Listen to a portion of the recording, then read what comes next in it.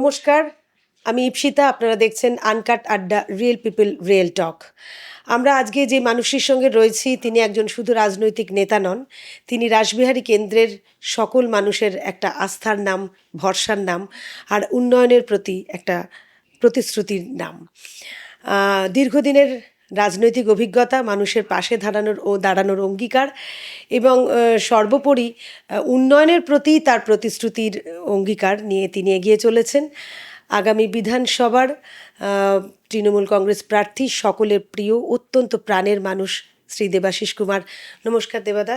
নমস্কার। আমাদের স্টুডিও না, আমি দেবাদার কাছেই চলে এসেছি এত ব্যস্ততার মধ্যে।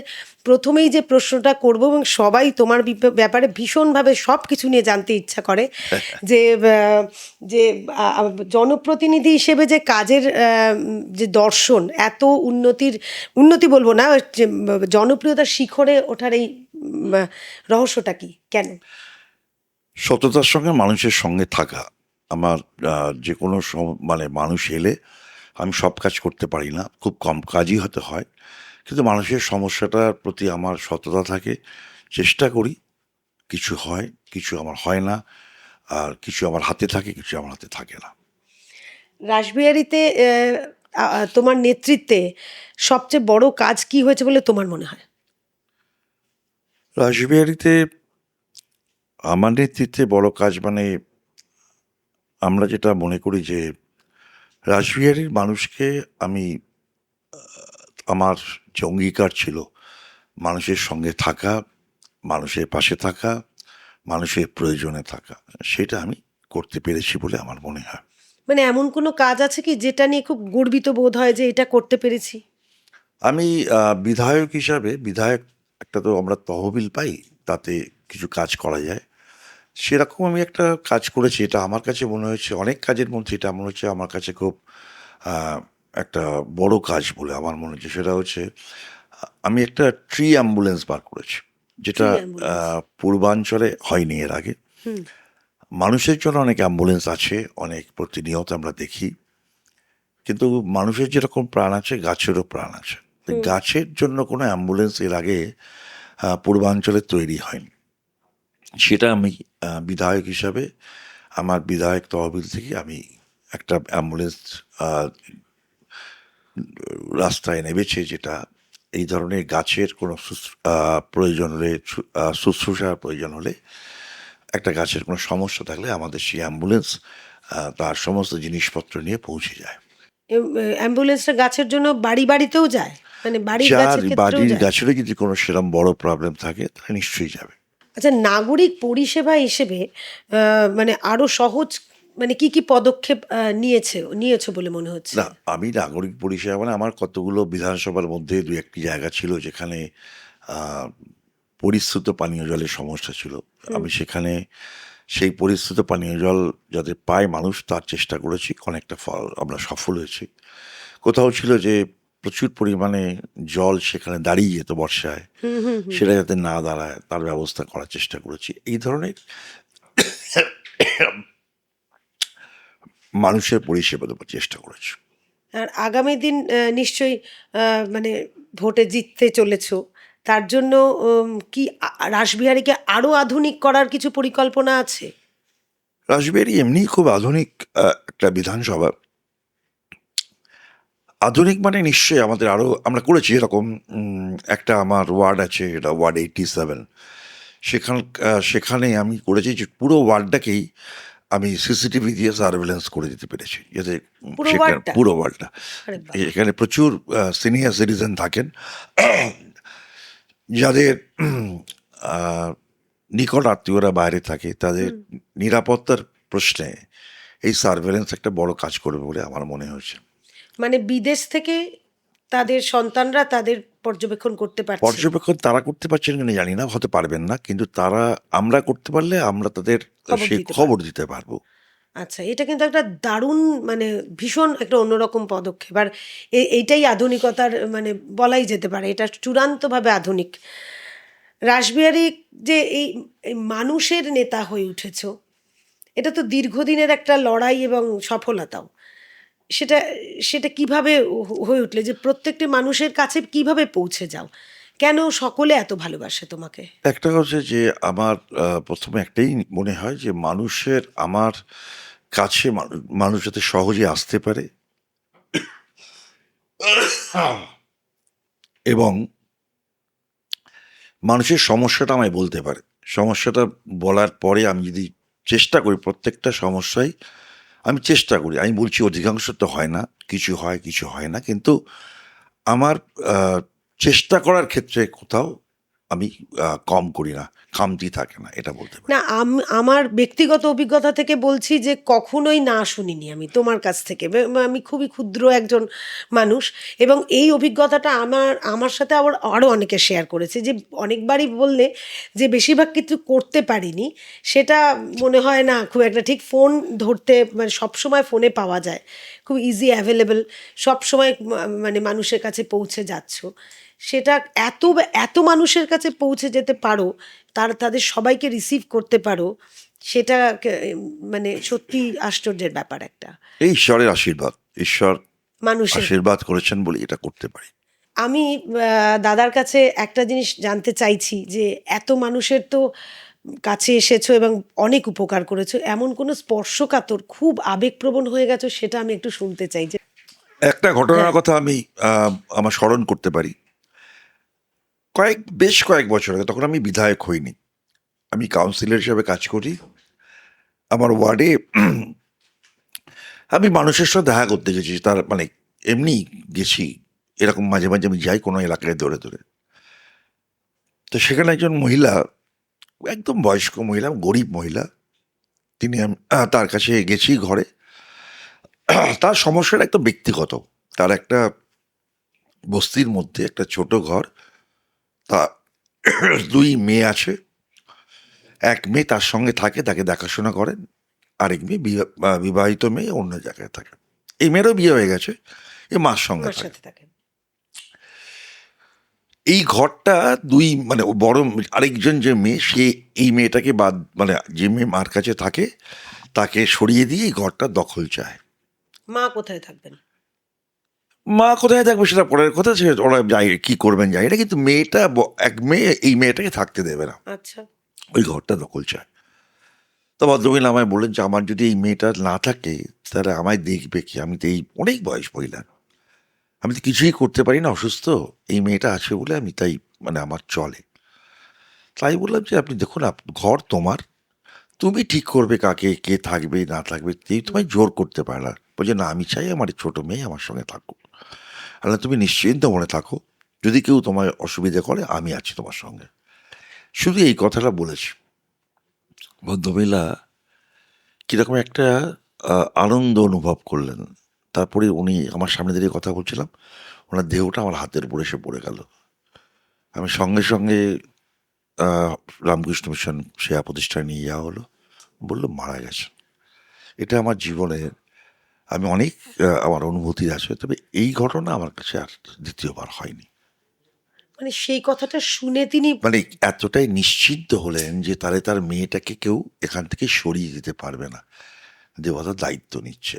এই যে আমার প্রতি আস্থা, এটা বোধহয় আমাকে আহ, শক্তি মানে যোগালো। শক্তি শুধু নয়, মানুষের প্রতি কৃতজ্ঞতা বাড়িয়ে দিয়েছে। না মানে আমারই সত্যি গলাটা কেমন দলা পাকি আসছে কিছু একটা। দেবাদা মানে এইটাই আর কি, আস্থা। মানুষের যে একটি পরম শান্তিতে মানুষের মৃত্যু হলো, মানে এটাই হচ্ছে, এর নামই দেবাদা আর কি। দেবাদা সবার পাশে, ওনার বোর্ডেও লেখা আছে দেখলাম। আর কেন আমি বলছি যে আজকে অনেক রাত হয়েছে, দেবাদা আমাকে কথা দিয়েছিলেন যে ইন্টারভিউটা করবেন, এই ব্যস্ততার মধ্যে গলা এত খারাপ হয়ে গেছে, এত প্রচার চলছে, তার মধ্যেও কিন্তু উনি সময় দিয়েছেন। আমি জানি না এইসব মানুষ কিভাবে কি দিয়ে তৈরি হন আর কি। মানে আমি কোনো প্রচার করছি না, কিন্তু আমি দেখতে পাচ্ছি সামনে, দর্শকদের কাছে আমি সেটাই জাস্ট শেয়ার করলাম। আমি পরের প্রশ্নে যাচ্ছি দেবাদার কাছে, যে মহিলাদের জন্য কি ধরনের উন্নয়নের পরিকল্পনা আছে আগামী দিনে? আমি মনে করি যে মহিলারা, প্রথম দরকার মহিলাদের আরো বেশি করে অর্থনৈতিক উন্নয়নের, যেটা আমাদের সরকার, মমতা বন্দ্যোপাধ্যায় ইতিমধ্যেই অনেকগুলো প্রকল্প, আমি ডিটেলসে বলছি না, অনেকগুলো প্রকল্পের মধ্যে দিয়ে মহিলাদের অর্থনৈতিক ক্ষমতায়ন করার চেষ্টা করেছেন। এবং আমি খালি একটা এক্সাম্পল দেব। একটা মেয়ে যখন সে সাধারণ, আমি বলছি গরিব, খুব বড় লোকের কথা বলছি না, যারা খুব নিম্ন মধ্যবিত্ত গরিব, আর্থিক থেকে হ্যাঁ, দুর্বল মানুষ, যারা পিছিয়ে পড়া, এই ধরনের মহিলা মেয়েদের যখন বিয়ে হয়ে বাপের বাড়ি থেকে শ্বশুর বাড়ি চলে আসে, তখন আহ, ধরুন রাত্রিবেলা সে খবর পেল তার বাবা অসুস্থ হয়ে পড়েছে। হুম, সে স্বামী আর্থিক অবস্থা জানে, বাবাকে এক্ষুনি চিকিৎসা করতে করার জন্য টাকার প্রয়োজন। স্বামীর অবস্থা সে ভালো করেই জানে।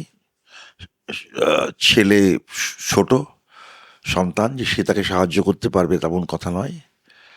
স্বামীকে সে বলল, কিন্তু উত্তরটা জানাই ছিল। স্বামী বলল যে আমার যা আর্থিক অবস্থা তুমি ভালো করে জানো, আমি কি রোজগার করি, তাতে এই সংসার চালানোটাই আমার কাছে খুব কষ্টের। হুম। মাসের শেষে প্রচুর ধার দেনাও হয়ে যায়। তা আমার পক্ষে তোমার বাবার চিকিৎসা করার, আমি হয়তো শারীরিকভাবে থাকতে পারি, কিন্তু আর্থিকভাবে তুমি যদি জানো আমার পক্ষে খুব মুশকিল, পারবো না। তাহলে একটা মেয়ে তখন কি করে? রাত্রে যখন সবাই ঘুমিয়ে পড়েছে, সে বালিশে মাথা রেখে চোখের জল, বালিশটা ভিজে যাচ্ছে, আর অসহায় বলছে, ভাবছে যে আমি যে আমার পৃথিবীর আলো দেখালো, আমি তার জন্য কিছু করতে পারছি না। এই জায়গাটাই স্বাস্থ্যসাথী একটা বিপ্লব নিয়ে এসছে। আজ এই কার্ডটা ওই মহিলাটার নামে হচ্ছে। সেখানে তার বাবা মা, তার শ্বশুর শাশুড়ি, তার স্বামী, সকলে যদি কারোর শরীর খারাপ হয়, তাহলে ওই মহিলার কার্ডটাই তাকে নিয়ে গিয়ে হসপিটালে যেতে মানে একটা হবে। ওমেন এম্পাওয়ারমেন্ট এই যে এসছে। ওমেন, এই যে সম্মান, আজকে তার স্বামীর যখন সেই শরীর খারাপ হয়, স্ত্রীকে ডেকে বলতে হবে যে কার্ডটা নিয়ে চলো। এই যে আর্থিক স্বনির্ভরতা, এ থেকে মহিলাদের সম্মান বৃদ্ধি হয়েছে। মানে এটা তো হলো, মানে এইটা আরো এগিয়ে যাবে আগামী দিনে আমরা এটা। মনে করি যে অর্থনৈতিক উন্নয়ন যদি মেয়েদের আমরা করতে পারি, তাহলে সমাজের চিত্রটা পাল্টে যাবে। এবং এই প্রকল্পগুলো অন্যান্য স্টেটেও তো মানে ভাবছে সবাই যে এই ভাবা তো প্রকল্প। উচিত। হ্যাঁ, আজকে কন্যাশ্রী যদি না হতো, যেভাবে মহিলাদের ড্রপ আউট বাড়ছিল মেয়েদের, খুব স্বাভাবিক। একটা বাড়িতে বাবার যা রোজগার, হঠাৎ দেখা গেল যে তার একটা ছেলে একটা মেয়ে, হঠাৎ দেখা গেল তার কোনো কারণে সে যেখানে কাজ করতে হয় কাজ চলে গেছে, তার শারীরিক অবস্থা খারাপ, অসুস্থতা হয়েছে, বিভিন্ন কারণে তার আর্থিক মানে যে রোজগার সেটা কমে গেছে, হাফ হয়ে গেছে। তো প্রথমেই যে সেটা আগে করতো, আগে মানুষ করতেন কি, যে ঠিক আছে ছেলে তো আমার পরের জেনারেশনের মধ্যে, সে যদি দাঁড়াতে পারে, শিক্ষিত হয়ে দাঁড়াতে পারে, চাকরি পায়, তাহলে আমার পরিবারটা বাঁচবে। মেয়ে তো বিয়ে হয়ে চলে যাবে, তাহলে হুম, যদি পড়াশোনা দুজনকে আমি একসঙ্গে করতে পারবো না, তাহলে একজনকে করাবো, তো ছেলেকেই করাই। ছেলেকেই করাবো, হ্যাঁ। তাহলে মেয়ে কিন্তু পড়াশোনাটা বন্ধ হয়ে যেত। আজকে কন্যাশ্রী হওয়ার পরে কোনো বাবা, কোনো মা তারা আর বন্ধ করে না, জানে যে 18 বছর হলে একটা টাকা পাওয়া যাবে, এবং প্রত্যেক বছরে কন্যাশ্রী স্টাইপেন্ড আছে। তাই স্বাভাবিকভাবেই এটাও মেয়েদের সম্মান বৃদ্ধি করতে এবং এম্পাওয়ারমেন্টের ক্ষেত্রে একটা বড় কাজ করেছে। কিন্তু মানে এটা গ্রামে বেশি, মানে এটা এটা তোমার যে গ্রামে নয়, কেন্দ্রটা। গ্রাম শহরেও, হ্যাঁ, শহরেও যেখানে গরিব কিন্তু। মানুষের যা কাছে সেখানে আছে এটা।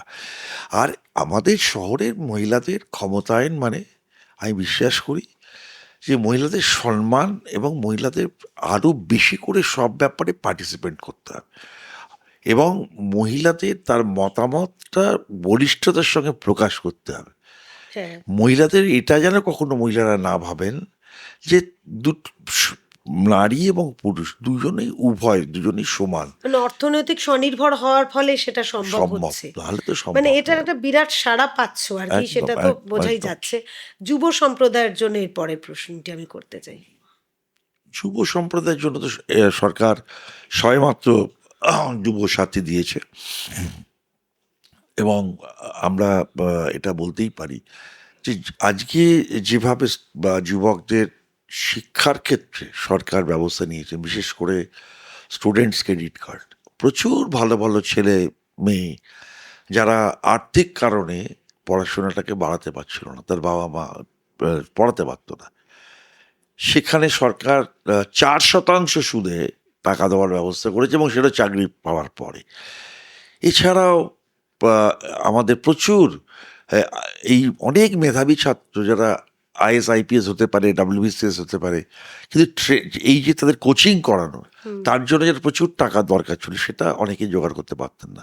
সরকার এরকম ইনস্টিটিউট করে এই ধরনের ছেলে মেয়েদের তৈরি করছেন এবং তারা খুব সাফল্যের সঙ্গে এই কম্পিটিটিভ এক্সামিনেশনগুলো পাস করে চাকরি না, পাচ্ছে। এই যে ১,৫০০ টাকা দেওয়ার প্রকল্পটি হচ্ছিল যুবকদের, সেটার তো অপব্যাখ্যাও হচ্ছে একটা। সেইটার বিরুদ্ধে কি বলতে সবাইরই চাইছেন? অপব্যাখ্যা হয়, হতেই পারে। হুম। কিন্তু এটা তো কি অস্বীকার করা যাবে যে ১,৫০০ টাকা যে ছেলেটা পাবে, তার যে চাকরির পরীক্ষায় বসার যে খরচগুলো, চাকরির পরীক্ষায় বসার জন্য বই কেনা, কিংবা কোথাও একটা ছোটোখাটো একটা প্রাইভেট টিউশনে রেখে নিজেকে একটু আপডেটেড করা, কোনো কোচিং বা কোনো সেন্টারে বিজনেস ভর্তি স্টার্ট হওয়া, করার চিন্তা করা। বিশেষ আমি সেরেই দিচ্ছি, আমি এগুলো যদি সে করতে পারে, একটা পরীক্ষা দিতে গেলে ফিস জমা দিতে হয়, টাকাটার জন্য বাবাকে চাইতে হয়। একটা বই কিনতে গেলে, যে আমি একটা কম্পিটিটিভ এক্সামিনেশনে বসতে গেলে কিছু স্টাডি মেটেরিয়াল লাগে, সেই স্টাডি মেটেরিয়াল কিনতে গেলে বাবা মাকে বলতে হয়। না, কিন্তু এই আজকে আর বলতে অপব্যাখ্যাটা হবে যে না। হচ্ছে যে চাকরি নেই তার জন্য, এটা আর কি এইটার আমি কি বলি চাকরি নেই, চাকরি মানে চাইলেই চাকরি পাচ্ছে, এই ঘটনা ঘটেনি, এটা ঠিক। হুম, হুম, কিন্তু আমরা যদি ভারতবর্ষের কনটেক্সটে দেখি, হুম। ভারতবর্ষের আনএমপ্লয়মেন্টের রেশিও হচ্ছে ৭%, পশ্চিমবাংলায় ৫%।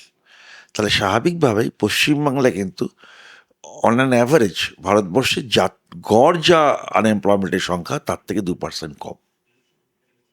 মানে সেটা বিরোধী, যারা বিরুদ্ধে লড়াই করছে তৃণমূল কংগ্রেসের বিরুদ্ধে, তারা যে অপব্যাখ্যাটা করছে তাদেরকে এই না, না, এখন আমার কথা হচ্ছে ব্যাখ্যা অপব্যাখ্যার তো প্রশ্ন নেই। মানে আমি যেটা বলছি, তথ্য দিয়ে পরিসংখ্যান দিয়ে তাকে তো বোঝাতে হবে যে আমি ভুল বললাম। আমি তো পরিসংখ্যান দিয়ে বলবো, এবং পরিসংখ্যানটা আমাদের পরিসংখ্যান আর কেন্দ্রীয় সরকারের পরিসংখ্যান দিয়ে বলবো যে তারা বলছে এটা। এবার তাড়াতাড়ি আমাকে বলুক।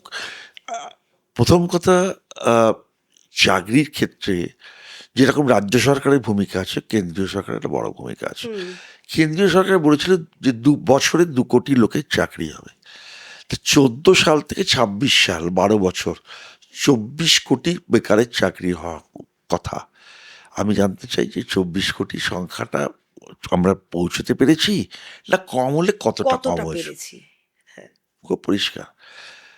ঘটনা হচ্ছে যে এমপ্লয়মেন্টের ক্ষেত্রে আমরা নিশ্চয়ই আরও করা উচিত। আমি একবারও বলছি না যা হয়েছে খুব হয়েছে, কিছু আরও বেশি, অনেক বেশি করতে হবে। কিন্তু তুলনামূলকভাবে কেন্দ্রের থেকে এগিয়ে আছে। আচ্ছা, রাজনৈতিক জীবনের সবচেয়ে বড় চ্যালেঞ্জটা কি ছিল? জীবনের, এই এত বড় একটা জীবন, রাজনৈতিক জীবনের। রাজনীতি নিশ্চয়ই চ্যালেঞ্জ ছিল যখন আমি গত ২০২১-এর নির্বাচনে রাসবিহারী বিধানসভায় দাঁড়ালাম। তার আগে ২০১৯-এর লোকসভা নির্বাচন হয়ে গেছে, এবং সেই নির্বাচনে আমার যে বিধানসভা, রাসবিহারী বিধানসভা কেন্দ্রে তৃণমূল কংগ্রেসের যিনি প্রার্থী ছিলেন লোকসভার, তিনি এই কেন্দ্রে ৫,০০০-এর বেশি ভোটে, প্রায় ৫,৫০০-এর কাছাকাছি ভোটে এই কেন্দ্রে তিনি পরাজিত হয়েছিলেন। তিনি সামগ্রিকভাবে দক্ষিণ কলকাতায় জিতেছিলেন, কিন্তু এই কনস্টিটিউয়েন্সিতে উনি পরাজিত হয়েছিলেন। আর আমি যখন ক্যান্ডিডেট হই তখন, অর্থাৎ ৫,৫০০ ডেফিসিট এই নিয়ে আমি শুরু করেছিলাম। সেইটা যখন ওভারকাম করে আমি প্রায় ২১,৪০০ ভোটে জিতি, তাতে আমার এই চ্যালেঞ্জটা আমি গ্রহণ করতে পেরেছিলাম, এবং চ্যালেঞ্জটা নিশ্চয়ই আমি সেটা নিশ্চয়ই সাফল্য পেয়েছিলাম। এইবার মার্জিন কি আরো বাড়বে আগের বারের চাইতে? এটা আমার নিজস্ব রাজনৈতিক দর্শন। মার্জিন নিয়ে বলাটা অনেকটা ঔদ্ধত্য হয়ে যায়, মানে ভোটারকে আমি যেন ডিকটেট করে দিচ্ছি, আমি এটা চাই না। আমার সে ঔদ্ধত্য নেই। মার্জিন মার্জিনের জায়গা থাকবে, আমি আমার কাজ করে যাব।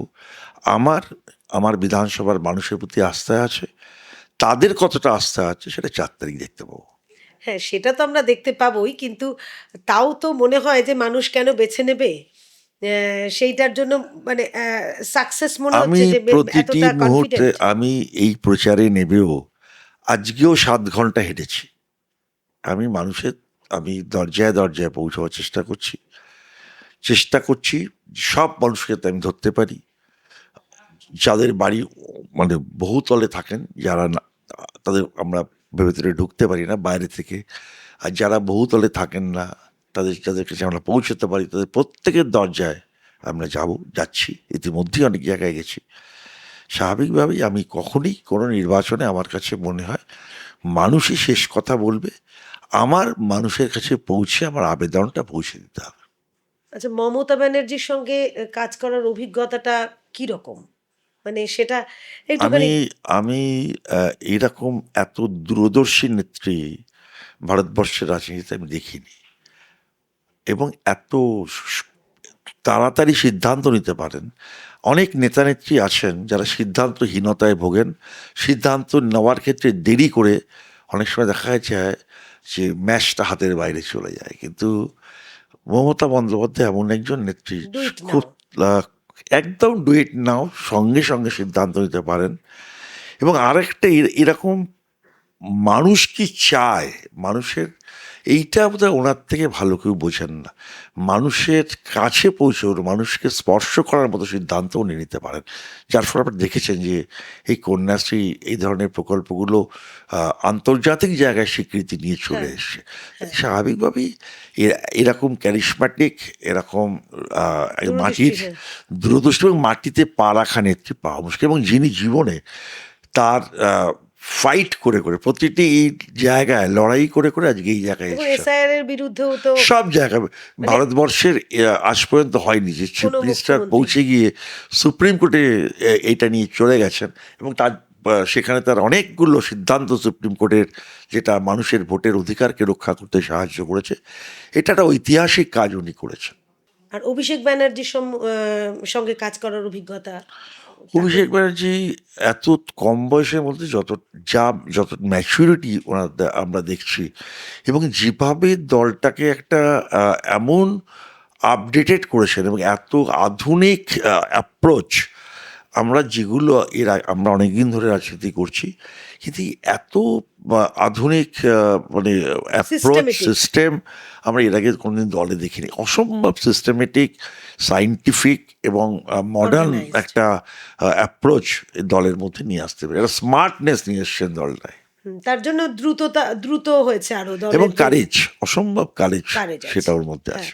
আচ্ছা, এসআইআর এ যে এতগুলো নাম বাদ পড়েছে সেই নিয়ে তোমার চিন্তা ভাবনা কি, বা কতটা চিন্তিত তুমি? চিন্তিত বটেই, আমি চিন্তিত ভোট নিয়ে নয়, যে তাহারা নিয়ে চিন্তিত নেই, কিন্তু আমি চিন্তিত যে যারা এত দিন ধরে ভোট দিয়ে এলেন, তাদের বৈধ ভোটার, তাদের নাম এসআইআর এ বাদ চলে বাদ গেল। চলে গেল। আজকে আমার যেটা প্রথম মনে হয় যে এসআইআর এ বাদ যাওয়ার পরে ট্রাইব্যুনাল আছে, ট্রাইব্যুনালতেও যদি তাদের বাদ চলে যায়, তাহলে তাদের এই রাজ্যে বা এই দেশে তাদের অবস্থাটা কি হবে? তারা কি থাকতে পারবেন না পারবেন না? যার ভোটার কার্ড থাকবে না, তার আধার কার্ডও থাকবে না, যদি না থাকে, তার তো কেওয়াইসি ব্যাংকে দিতে পারবে না। যদি কেওয়াইসি দিতে না পারে, তাহলে তাহলে তার ব্যাংকের অস্তিত্বটাই। টাকাগুলো সে তুলতে পারবে না, ব্যাংক ট্রানজাকশন করতে পারবে না, তাহলে সে করবেটা কি? না, এই রাসবিহারী কেন্দ্রে এরকম 8,000 অ্যাডজুডিকেশনে ছিল, সে 8,000 থেকে এখন অব্দি 3,000-এর মতো বোধহয় নাম বেরিয়েছে, বাকি নাম জানি না কি, অনেকটাই বাদ গেছে। ট্রাইব্যুনালটা কমপ্লিট হলে বোঝা যাবে ফাইনালি কত থাকছে, কত বাদ যাচ্ছে। তারাও নিশ্চয়ই তোমার কাছে আসছেন। 4 নভেম্বর থেকে আমাদের এখানেই ওয়ার রুম ছিল, আমাদের লোকেরা এখনো কাজ করছে। এসআইআর এর ফর্ম ফিল আপ থেকে শুরু করে সমস্ত অ্যাডজুডিকেশন যা যা সাহায্য একটা মানুষের দরকার তারা করেছে। এই যে মানুষের এত আবেগ, মানে এই আবেগটা তোমাকে কতটা ছয়, মানে আমার আমার বলতে গেলে তুমি কতটা আবেগ আপ্লুত হয়ে পড়ো, বা তোমার আমরা কি আজ দায়িত্ব এই বেড়ে যে যায়? কাজটা করি না, সবটাই আবেগ থেকে করি। আবেগ আছে বলেই কাজগুলো করি, নাহলে এই কাজগুলো করার দরকারই ছিল না, করতামই না। আমরা আবেগের উপরেই আমাদের নির্ভর করে, আবেগ আছে বলে এই কাজগুলো করা যায়। না, এই আবেগটাকে মানুষের আবেগটাকে কি মাঝে মাঝে তোমার কাছে খুব প্রেশার মনে হয় কি যে সেটা যদি পেশা না। কাজটা আমি না আবার করতে বলি, পারি? আমাকে তো কেউ বলেনি এই রাজনীতি করতে হবে, মানুষের দায়িত্ব নিতে হবে, প্রতিনিধিত্ব কেউ করতে হবে, দায়িত্ব এটা তো কেউ দেয়নি। বলেনি। আমি তো স্বেচ্ছায় করেছি। যেদিনকে আমার কাছে মনে হবে যে এটা আমার পাচ্ছি না, সেটা তো, যতক্ষণ মানুষের কাজ করতে পারবো ততক্ষণ থাকবো। আর আমরা প্রায় শেষের দিকে চলে এসেছি, আর মাত্র দুটো প্রশ্ন আমি করব। এক কথায় যদি বলতে হয় দেবাশিস কুমার মানে একটা ফিল ইন দ্য ব্ল্যাঙ্ক, তাহলে এক কথায় কি বলতে চাও? মানুষের পাশে থাকা। ব্যাস। আমাদের শেষ প্রশ্ন দেওয়াদার জন্য যে রাসবিহারীর মানুষ তথা সারা বাংলার মানুষের জন্য আগামী বিধানসভা ভোটের আগে কি বার্তা দিতে চাইবে? আমার একটাই বার্তা, নির্বাচন হয়, এক দল জেতেন, অনেক দল পরাজিত হন। নির্বাচন এটা হয়ে আসছে, হবেও আগামী দিনে, দল আসবে দল যাবে, কিন্তু এই নির্বাচনটা আমাদের কাছে একটি বিশেষ নির্বাচন। এই নির্বাচনটা খালি দলের জেতা বা হারার নির্বাচন নয়, এই নির্বাচন বাংলার অস্মিতাকে রক্ষা করার নির্বাচন, বাংলার মানুষের সম্মান রক্ষার নির্বাচন, বাংলার ভাষায় আমরা যে কথা বলি সেই ভাষায় কথা বলার অধিকার রক্ষা করার নির্বাচন। এই নির্বাচন কিছু মানুষ দখল করতে চান বাংলাকে, সেই দখলদারদের বিরুদ্ধে লড়াই করার নির্বাচন। আমরা এতক্ষণ শুনছিলাম শ্রী দেবাশিস কুমারের কথা। আমরা দেখতে পেলাম যে একজন জনপ্রতিনিধি, তার দায়িত্ববোধ, তার নিষ্ঠা, তার ডিসিপ্লিন সমস্ত কিছু তাকে চরম মানে শিখরে পৌঁছে দিয়েছে, মানুষের নেতা করে তুলেছে। আগামী দিনের জন্য তার জন্য শুভেচ্ছা রইল আনকাট আড্ডার পক্ষ থেকে। আগামী ভোটে তার এই রকম অনেক মানুষের ভালোবাসা তিনি পান, এই আশা করব। অনেক শুভেচ্ছা জানাচ্ছি, দেবাদাকে অনেক নমস্কার জানাচ্ছি, আপনাদেরকেও নমস্কার জানালাম। আনকাট আড্ডা ভালো লাগলে আমাদের কমেন্ট করবেন, লাইক করবেন, সাবস্ক্রাইব করবেন। ততদিন ভালো থাকবেন। অন্য অতিথি নিয়ে আবার আসবো। নমস্কার।